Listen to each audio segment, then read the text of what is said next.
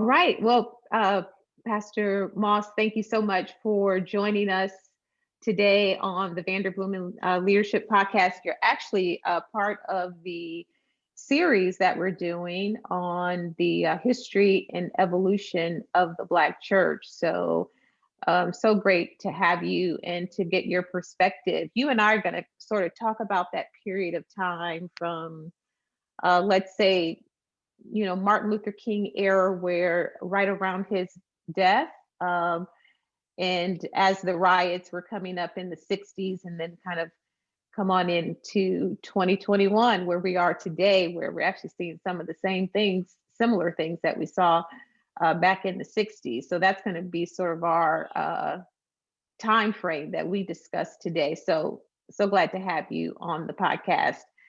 Could you just share a little bit with our listening audience? Tell them about who you are, what you're currently doing professionally, academically, whatever you'd like to share. Well, first of all, I want to say thank you. And thank you for the opportunity to share, to be a part of this podcast. I really, really appreciate it. So, just a little background on me. First, my name is Kermit Moss, pastor a church, United Methodist Church in Patterson, New Jersey. It's a diaspora church, which means individuals who are of African descent, uh, whether they're from the Caribbean, whether they're from West Africa, or from different parts of the United States and were born here. So it's a very, very interesting church.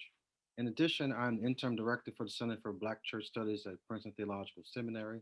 So in that role, I help develop the programming for the seminary, the center, its events. I teach the colloquium every semester, second semester of every year, related to all things of Black church. In addition, there are a lot of in addition, so I wear lots of hats, right? That's good.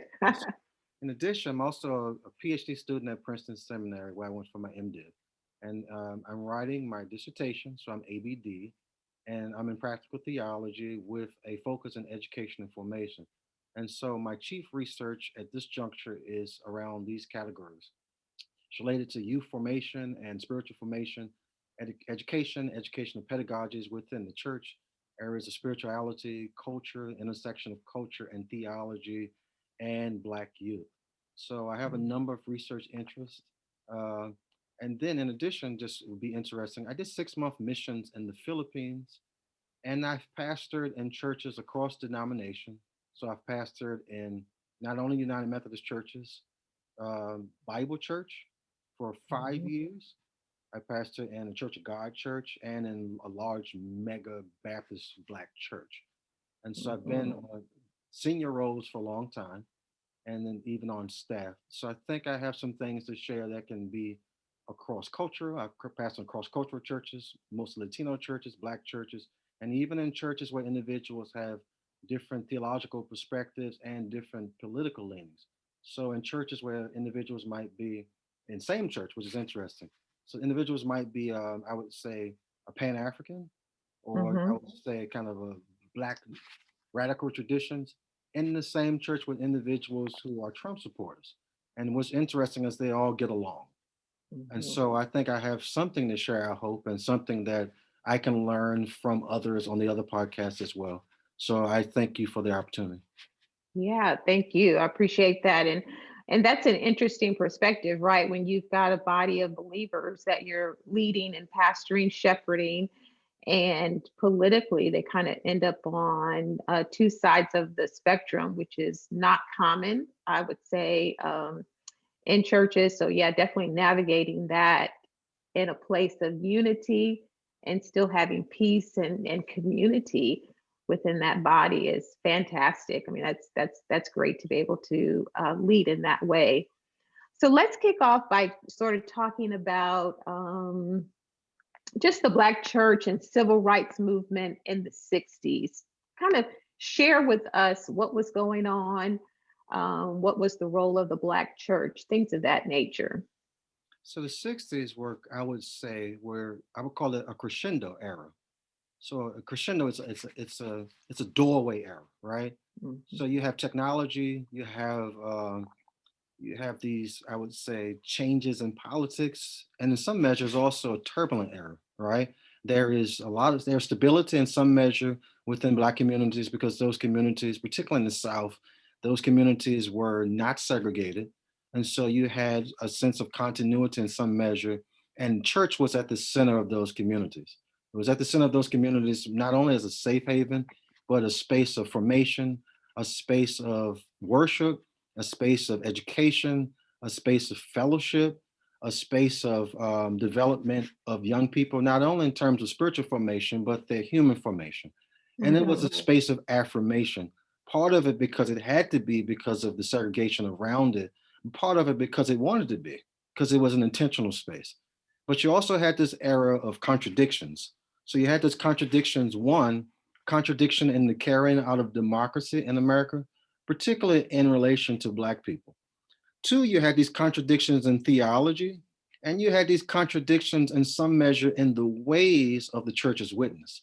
So the church's witness in the 1960s, as opposed to earlier, was different because of media. And so there was media and there was worldwide attention to what was going on in the United States, right?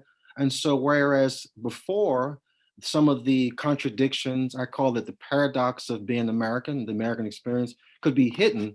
Now, a lot of those contradictions were on display, and this was the emergence in some measure of the Cold War era. So now there were these counter, I would say, nations that were vying for to be the nation who was the most preeminent in the world, right? And then there's Black people and the experience of Black people right in the center of this, right? Then you had, I would call this notion of hypocrisy. That was going on. So the hypocrisy I call the contradictions or inherent contradictions, particularly in the South and some measure in the North as well, because the North was complicit as well. And there I would call it de facto forms of racism in the North, whether that's with housing or jobs, etc. So what you have here is this. These items, these hypocrisies and inconsistencies, some of it, particularly in the South, was related to the notion of law and order, which is very important. So you espouse this idea, this notion, this rhetoric of law and order that was very prevalent in the South, and it came from Southern politicians, right? But law and order was double sided, it was two sided, it was unequal. So law and order was to remain and keep the status quo, particularly for African Americans. But law and order, when it came to the lives of African Americans and to protect the life of African Americans, there was no law and order, or the law was not carried out in that way, right? And all of this hypocrisy was known and seen not only on the world stage, but also it started to be seen nationally. And the Black church had always known about this sense of Mhm. inequity in terms of the ways of the law or the ways of even theology. So therefore, I would say our siblings in the faith would be around, right? In some measure, they might have even some interaction, but in the ways of it carry out and all around. But in addition, in the ways that the church responded to it, particularly Mhm. non-African American churches, we begin to see some real inconsistencies, right? This was an era of Black church in the midst of racial violence, right? I would Mhm. call it an era of terror.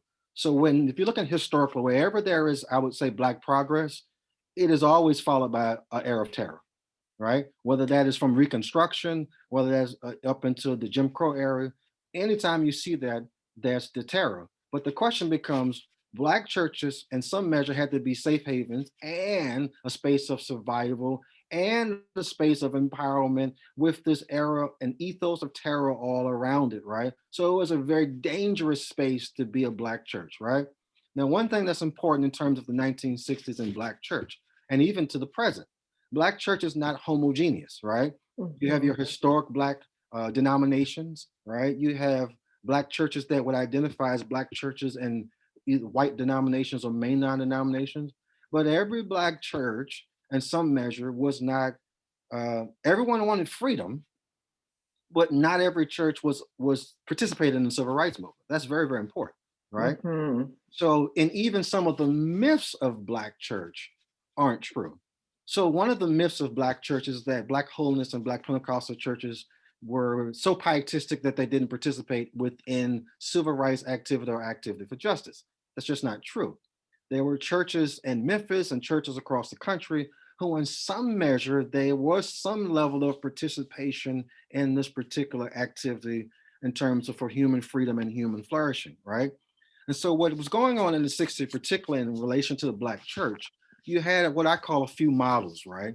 Models of church. So these models of church or models of pastoral leadership, some of these models intersect. So there's always these intersections, but there were these primary models, right? One model is there were churches that were pastoral. So during this time of inequity, during this time of injustice, during this time of terror, there would be churches who could be classified as pastoral churches, right? Or churches or pastors that had this pastoral approach. So all churches, in some measure, have a pastoral approach. But some churches in that era, the pastoral approach was simply the care of souls. So simply. So the care of Mhm. souls is not a bad thing, but in some measure, the care of souls can be the daily operations of the church, the Mhm. worship, liturgy, the pastoral care, funerals, marriages, funeral, all those things, right? But in some measure, not an analysis of what's going on in the communities or the world around it, right? But not so pietistic that there is no activity or programming that relates to some of the social ills, right? I would call it charitable works, right? Feeding programs, Mhm. literacy, et cetera, et cetera. Then you would have in that time I call pietistic churches. So pietistic churches, in some measure, whether they were apostolic or whether they were in Wesleyan traditions, or whether they were even, I would say, black churches with maybe Baptist or with kind of evangelical leanings, right? And evangelical and those ways that after individual salvation, right, a sort of individualism, then there was not a critique of the world and not even an engagement with it Mhm. because the approach to making the world better was to simply be a better person, right? To draw closer to God, right? To have more knowledge, to pray more, but to in some measure to stay detached from the activities of what's known as the world, right? Mhm. And then you had kind of a third approach, right? A third stream that's been in African American churches throughout time, whether they were implicit or explicit, right? Whether they were in hush harbors where individuals who desired to worship freely, were these, I would say, these freedom elements, right? Some people would call them emancipatory, some people would call them liberatory, I would call them freedom elements. Well, these freedom elements that individuals just want to be free. They wanted to be free Mhm. to worship God. They wanted to be free to raise families. They wanted to be free to be in community together. And they wanted to be free to walk and live in the dignity as individuals who are made in the image of God, right? And to live in that freedom and to bear witness to God's grace and love in the world as a free person who is a child of God and who has a relationship with God, right? It's really freedom, right? And within that, there is connection to the prophetic tradition, right? So the prophetic tradition is a freedom tradition, right? And it begins with a desire to have a relationship with God, right? And then Mhm. whatever elements obstruct that freedom to have be free to live, that to be free to raise your children, and within the American context, to be free to be granted all of the rights and freedoms as an American citizen, right?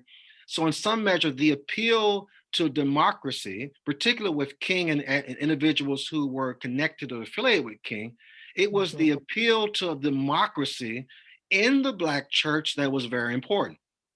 Whereas in the Nation of Islam, they were individuals who were in such despair. And when I say despair, not despair within an existential sense, despair in the sense of seeing the animus and the duplicity and the hypocrisy, not only in government, but in the church, whether black or white. And that despair said, you know what, I'm going to go an alternative route, right? Mhm. But in some measure, Black churches that were working with King and individuals who identified being Christian, Black and otherwise, right? They conjecture to the appeal of democracy and even the founding documents as kind of these are the ways that America should be. And so we as individuals who love God, but we're also part of this nation, we're going to hold America accountable to it, what it said. That's what King would say, right? And so there Mhm. was this appeal. And so what would happen is individuals who were antagonistic towards sense of black freedom, or, or really if they wanted to maintain the status quo. What I think it was interesting is individuals, even in church, who wanted to maintain the status quo weren't at the table. That's Yeah. so they weren't at the table. So you could have these individuals who identified in certain ways, right? But they weren't at the table determining policy in some measure. They didn't benefit in some ways similar, in some ways dissimilar than Black people. Mm-hmm. And all of this is going on at the church, and you got this prophetic tradition. It's prophetic not in the sense of trying to speak to the future, right? Individual future, like you're going to get a car, a house, praise the Yeah. Lord, prophet Joe, Yeah. right? Yeah. But prophetic in the sense of espousing messages that do two things. One, that state what the world is supposed to be in God's eyes, and two, speak to elements within systems, within government, and anywhere that are not aligning, one, with God's vision of the world, and two, what we would say, and some people would say, what the scripture says. And so you're speaking truth to power, but you're speaking truth to power of the church based on what? It's based on the word of God. Mm-hmm. And so Black churches have always, even in the 60s, Christ was the central figure, right? Very central, right? And there was always a tradition that the word of God, the scriptures mattered. And let's look at the scriptures in terms of how do we respond and how do we live. Mm-hmm. And then in the 60s, you had all these things going on. One thing that's very important in the 60s that was going on is the marked participation of young people, Mm-hmm. which is in some measure which is different than now, and to some measure which is similar to now. So young people, all the way down to elementary school students, you got kids in Bible school, kids in, I would say, Sunday school, who are participating in marches for the equality of people, but it is juxtaposed and built upon the foundation of their experience in church, right? So why do you think the young people were engaged, so engaged at that moment in history? As it was it because they had seen what had happened with their parents and grandparents? Was it their own convictions for their future, what they were looking for to obtain in this nation that we were in? Why were they so engaged? I believe it's a combination of things. One, particularly as looking at the 1950s bus boycotts, etc., those young people, so you're looking at a 10-year span, right? So for some of those young people, particularly in some areas, they grew up watching Mhm. um, their grandparents, their aunts, their uncles, participating on some level in activity toward freedom, right? So they had, I would say, they had models to see, right? But those individuals, those models, they were also in church on Sunday, singing songs, lifting Mhm. hands, caring for their communities, feeding people, loving people. So it was a wonderful model to see, right? Two, I think what's important is this: they began these transitions and generational transitions in church leadership. So you remember King was a 26-year-old PhD minted student who began to pastor a church. So you Mhm. begin to see these individuals like King and Fred Shuttlesworth and all these individuals who were trained theologically, but they might represent either a younger generation or bridge generation. So they also came in watching their family members and other individuals in their community, but they also kind of had a different fervor, a different zeal, not only as being young people, but also a different vision of what church should be and what America Mhm. should be. Mhm.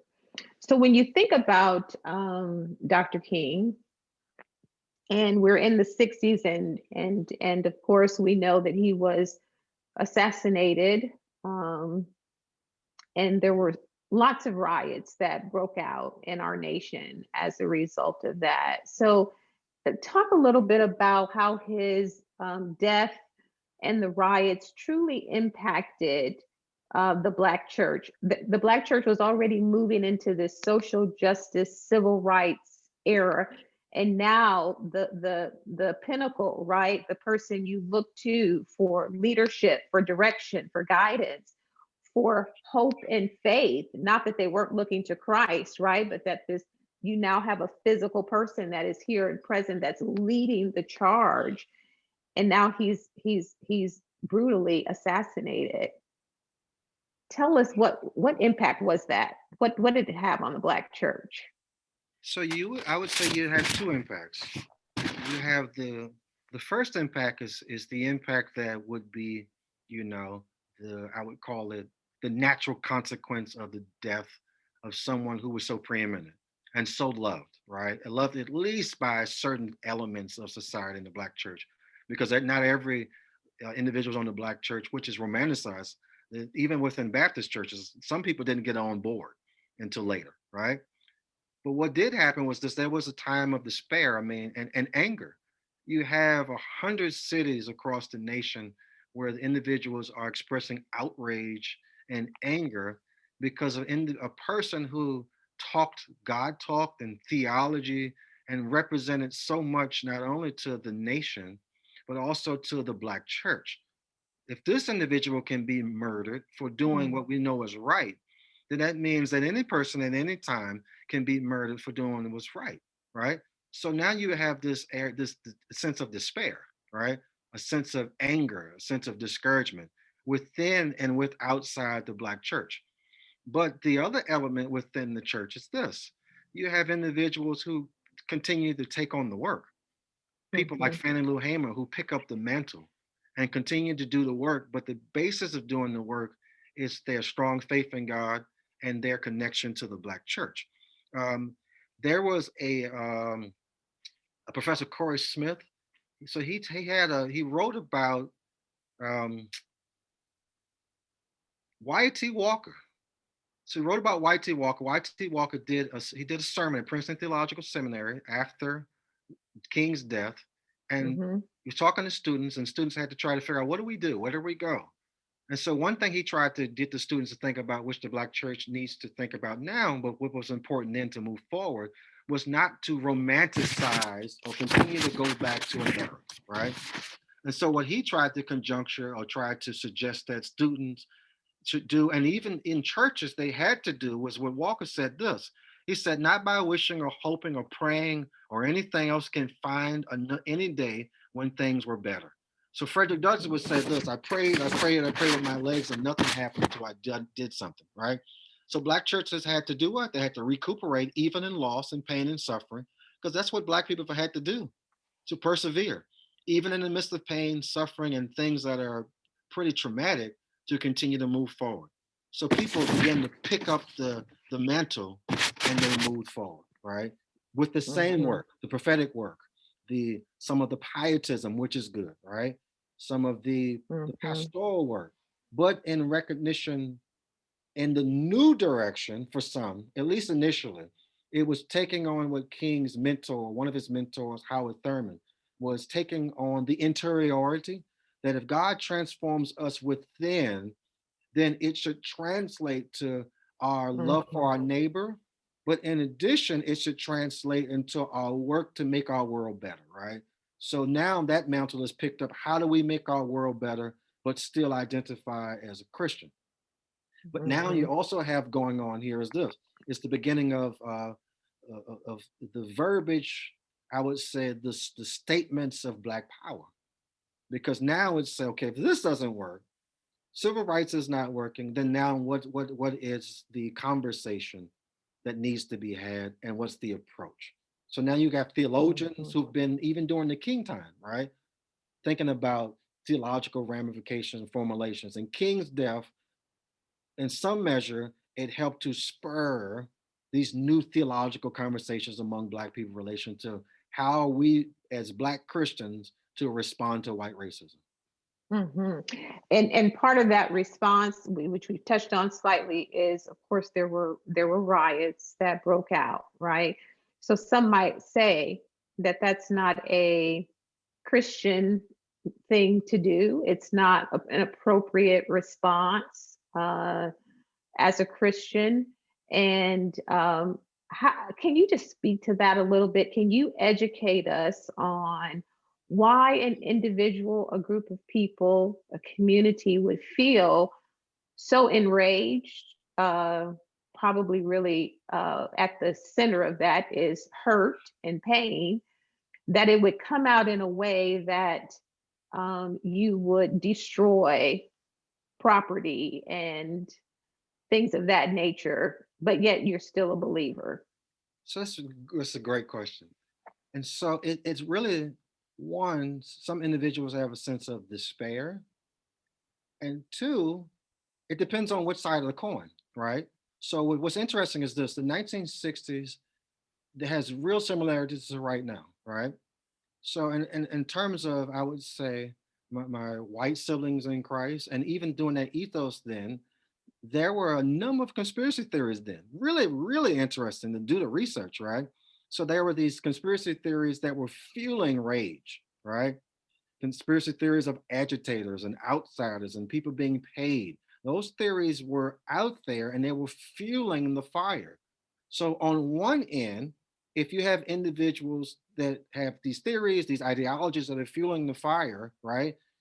For some, they feel that they're losing the grip on the nation. Then, for some, it's that they're losing that sense of who they are, their sense of identity. Then they begin to act out, instead acting out in rage, right? Mm-hmm. The difference between the civil rights movement is one, King had a strategy that was based upon, he would say, a theological belief and a pragmatic belief in nonviolence, right? Mm-hmm. But when you see King, who espoused nonviolence, die, I would say, in some measure, it's almost shocking that the person who espouses nonviolence dies by violence. Now you got these Yeah. people, black people, that had their foot on their neck for years. And now we have individuals who are living in, after, I would say, these neighborhoods beginning to change, slow the emergence of white flight hasn't really taken place all the way. It's just the starting emergence of it. And you have individuals living in these segregated areas and some very impoverished, particularly in the north. Mm-hmm. That's the explosion. Now, King would say the explosion is what? It's the voice of those who've been, the riots are simply the voice of the people, right? Mm-hmm. And so why? The question is not the why. The why is how did it get there, right? Mm-hmm. So what sometimes people like to do is do the critique of simply the expression of anger and pain, right? But before we can simply critique the expression, we got to critique the why. Mm-hmm. And so for us as individuals in the church, we're not critiquing simply or trying to resolve the what. We as individuals have to deal with what are the elements that help to create this, and what are we as church individuals, whether we in prayer and programming and working with doing justice work, to try to do this, to try to make this better, so that we don't have to get to these expressions of rioting and rage, etc. Right? Mm-hmm. We like to, Absolutely. yeah, what we like to do is say that's wrong, and then Mm-hmm. give a critique, be rhetorical, demonize it, downplay it, and move on. Mm-hmm. Yeah, because what we're dealing with is just the symptom of what is at the root. And if we never get to the root and begin to deal with what is rotten and contaminated and unholy in some ways at the root, then we are dealing with behavior, as you say, and not necessarily with the true cause of why you see people in the streets um, saying very loudly with their voices that justice is important and imperative for a population of people. Can you do something for me? I'd love for you to parallel sort of what we're seeing today versus what we saw in the 60s. It almost feels like we're on the same track, headed in the same direction. And as the church, the Black church, we are still requesting, demanding, asking for the same thing. Yeah, they're really interesting parallels historically when you begin to look. One, because sometimes we don't think that because we're still historically removed, some of us, from the 1960s. Some of us weren't even born then. I wasn't even born then, right? And I so, was. all good. This is all. So we're so removed in some ways historically, Hmm. right? Some context, because not every experience of blackness is the same. Hmm. But there were some things, there were these conspiracies that were out there that fuel anger, right? There was the demonization of black leaders. That was very consistent then and very consistent now. So there was this demonization of black leaders who, in some measure, they weren't preaching the gospel, or they weren't They were instigating trouble. You're right. The same type of demonization of individuals. There was the same type of violence against black churches, physical edifices, right? We just saw that about Mm-hmm. 2 weeks ago in Washington, D.C., right?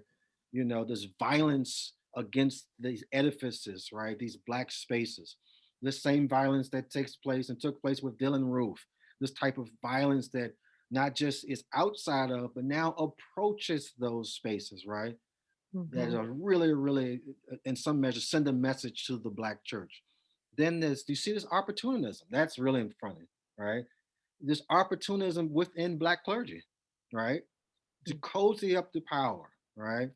And so even in the 1960s, you had Elder Lightfoot Solomon Michaud, right? He was a radio evangelist, right? Kind of popular. And so kind of individual salvation, et cetera, et cetera. But PhD student before now, Dr. Lerone Martin wrote a paper on him, right? Did some research on him. And actually, this individual was one, he was discredited king publicly, Mm-hmm. radio, etc. Right, this black other preacher, right, discrediting the work of King, right. But what individuals don't know is he also worked with J. Edgar Hoover in the FBI.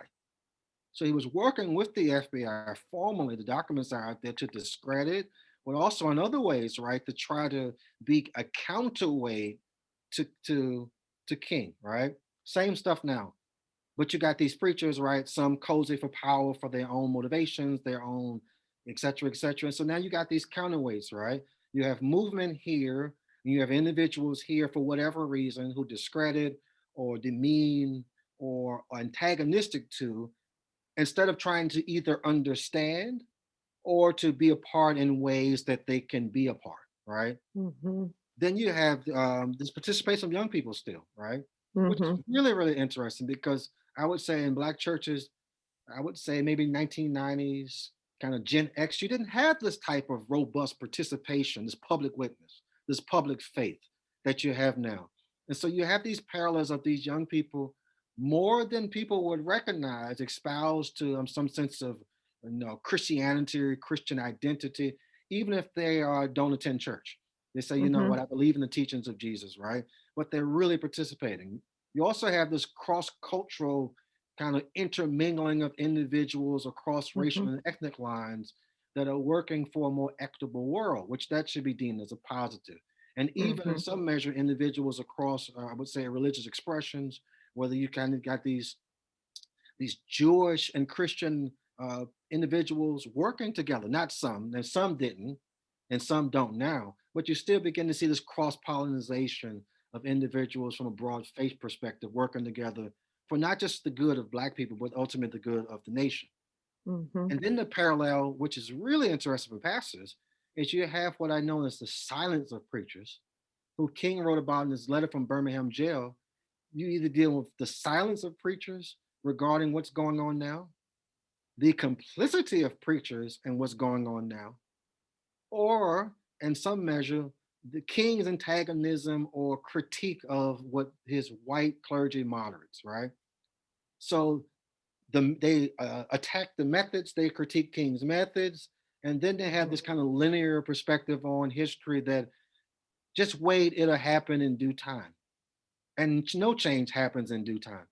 Mm-hmm. There would be no American Revolution if individuals were waiting for things to change in due time, right? Mm-hmm. And so you have all of these things going on, and now you got the black church, right? Mm-hmm. And the black church is doing what? Still preaching, serving, loving, working for good, helping children, sending kids to school, trying to be faithful to their witness to God, but also being faithful, to what the world should be in a kind of eschatological vision, right? Kind of a realized eschatology that all black churches weren't waiting for the by and by. Some were. Mm-hmm. Mm-hmm. That was Malcolm X's critique that the problem with black churches is they're waiting for pie in the sky by and by and weren't doing Mm-hmm. anything. Now, what's interesting is that King and the later King began to do two things, right? He said the greatest representation of the gospel not only transforms the person in terms of their salvation, but also that salvation is seen in terms of the world, right? In terms of how the church is witnessing the world, right? Mm-hmm. So it's not just that I'm saved, but if I'm saved and hungry, feed me. Hmm.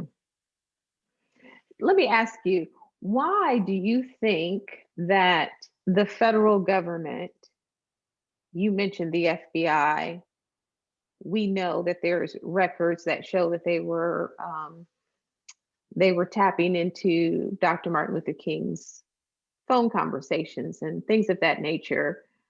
Why do you think that the federal government would believe that the Black church would be a threat to the nation? Two things. One, because the black church what was the black space. When I said the black space, I mean this. The black church then was one of the only spaces, institutions that was controlled by black people, right? So it wasn't under that control.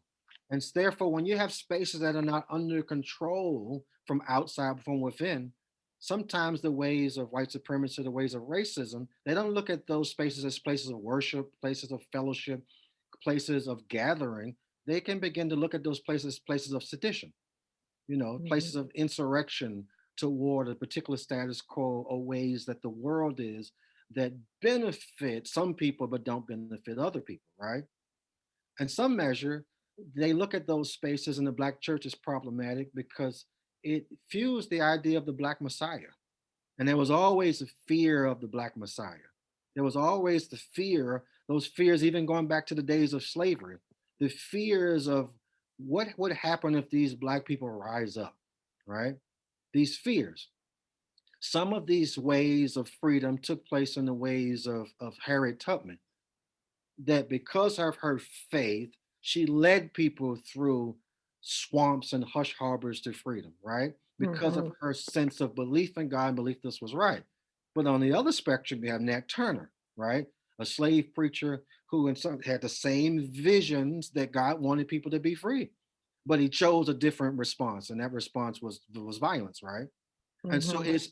it's the threat of one losing your property, losing your capital go away, therefore you lose your economic benefit. Or two, it's the fear of black people rising up. And where would they rise up? They rise up in these free spaces called the black church. Mhm. Mhm. When in essence the Black church was just asking for equality and equity to live in a nation that we had been brought to, and to experience the American dream as it said, right, as our white counterparts. And very, very, very interesting. So tell me, maybe two or three accomplishments, triumphs, maybe the Black church has had over the last, 40 or 50 years. So a couple of things. One, the black church is accomplished and has continued to be accomplished in changing economies, in changing presidencies, and changing world climates, whether you go from the Cold War to Vietnam, you name it. There's always been this continuity of the care for people's souls. Black churches do a wonderful job and continue in terms of the care for the soul. But if the care for the soul is described in a broader sense, right? The soul is this understanding of the importance of spiritual formation, the spirit, this understanding of the mind, and understanding of real concern and care dealing with the emotions of Black people because of the absurdity and the paradox and contradictions within the American context, right? So, Black church does a good job of being church, and always it's a persevering church. Black church in the last, particularly probably 40 years, have done a fantastic job at community building, right? Hmm. So community building is twofold. One is the continuum building of community within communities, right? Even as communities were after, I would say, desegregation, after Black people begin to move to suburbs, et cetera, there's still that sense of community building and bonding, even when people come into these spaces, right? The spaces of affirmation, love, community, family, familialness. Black church has done a fantastic job of that. But in addition, as Black churches have, some of them have went to community development models, Black churches have begun to do great work and great ministry where government in some place has shrunk or policies have changed.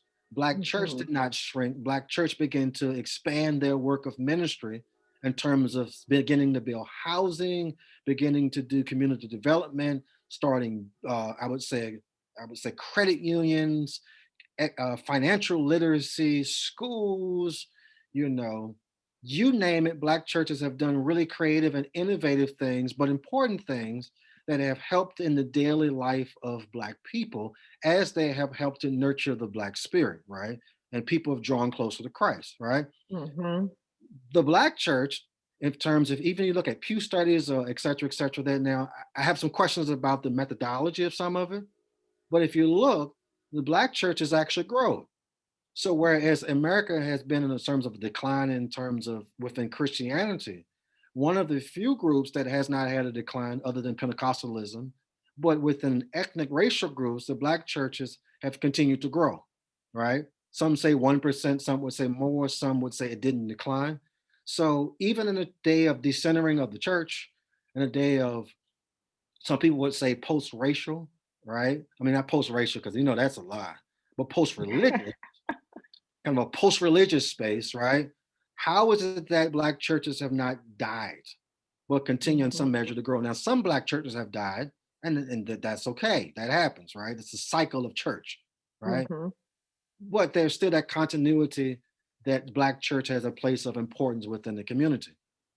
But one area that Black church has done really well, right, is the continuing of a carrying out a tradition of public faith, right? Mhm. That our faith is not just for the individual, but our faith must be lived publicly.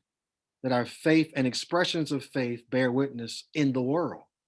That our faith is important because it's not just for us to get to heaven, but now how do we as Christians begin to engage in the world that we live in, but also have discourse related to things that are important to the lives of people in our communities?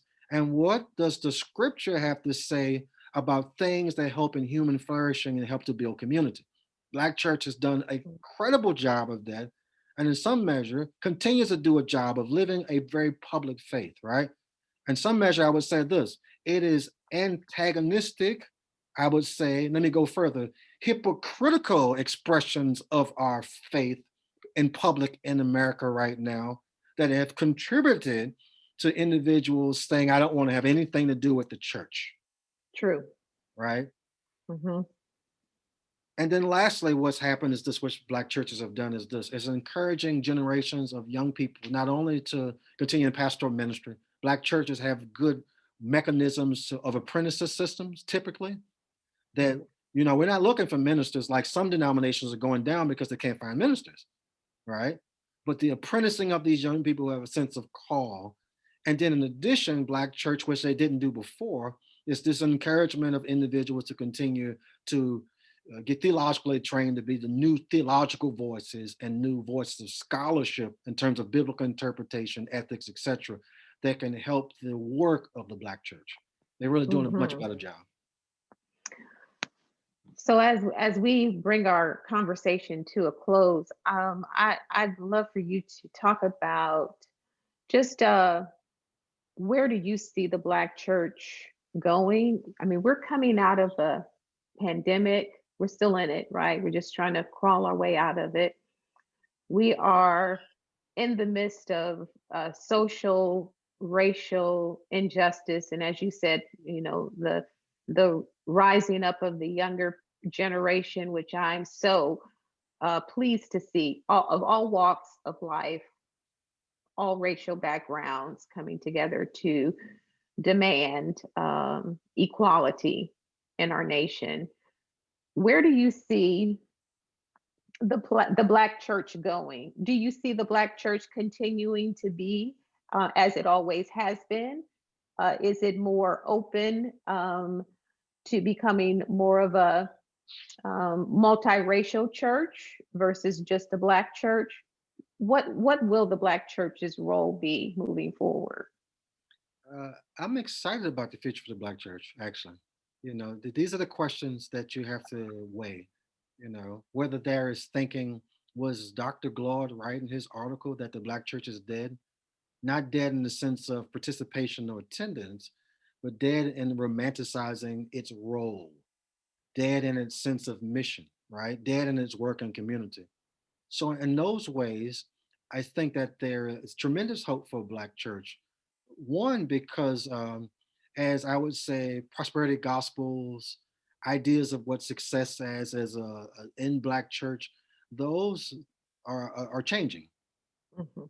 You know, I think that's important. Like these gospels of that were very prevalent 1980s, Mhm. 1990s, right? They don't have the same, I would say momentum, right? And so there, and then you add that to COVID, which now is there's the recognition that buildings don't matter, it's your mission. Mhm. So now Black churches at a crucible, just like other churches, or regardless of whether they're multicultural or homogeneous, right? Everyone Mhm. is at the crucible of where do we go now?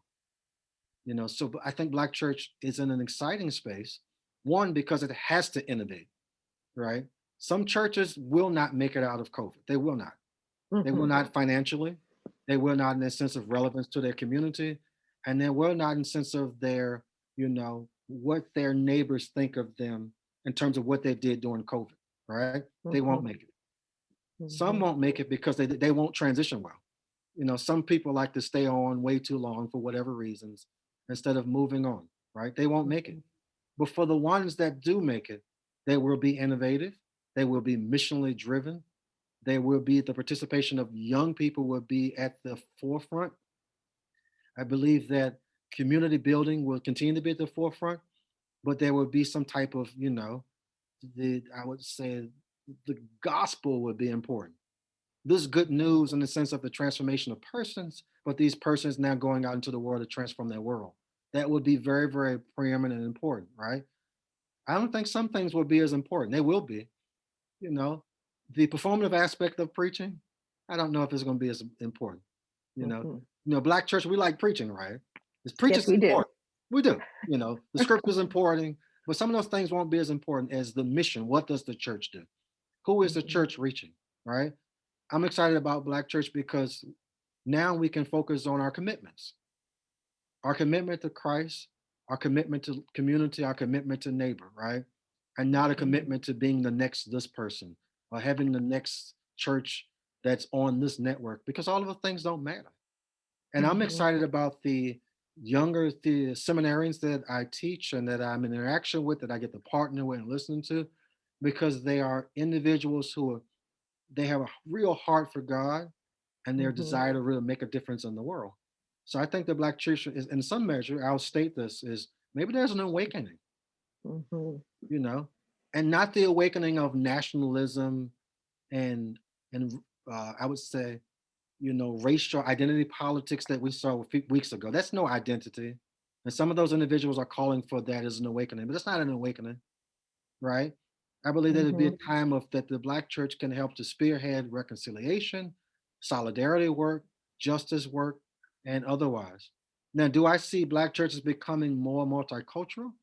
That only depends on is this momentum toward a more equitable world that is kind of the solidarity base between that goes beyond racial identity. You're saying with young people, if that translates to church, then we'll see a sense of multiculturalism in Black church, right? Mhm. But I don't know Mhm. if that's going to take place. One, because sometimes individuals who can work on these things, they have a very difficult time being in a space that you have Black leadership. Mhm. Mhm. Very, very true. And yes, the commitment for the Black church to to Christ, to community, and to its neighbor. I think those were your words, and um, very apparent of where we are going as the Black church. And I appreciate Pastor Moss you coming on today. It's just been a pleasure not just to talk to you, but to hear your wisdom, for you to share your theological understanding of the Black church, of the nation, of the word that sustains us and will ultimately move us forward to hopefully a more peaceful nation to live in and a more equitable place to raise our children and our families. So thank you very much for your time today. Thank you. I really appreciate the opportunity.